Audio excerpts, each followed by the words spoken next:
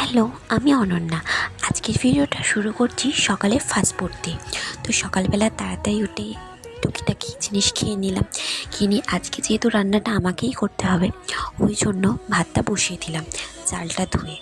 তারপর ভাতটা বসিয়ে দেওয়ার পর একটু আলু সেদ্ধ দিয়ে দিয়েছিলাম। আজকে যেহেতু একদম নর্মাল খাবার দাবার খাবো ভেবেছি, তো সাথে একটা ডিম ভেজে নিলাম। ডিম ভেজে খেতে বসে গেলাম। তো আজকের জন্য এটুকুই। দেখা হচ্ছে আবারও পরের ভিডিওতে। সবাইকে টাটা।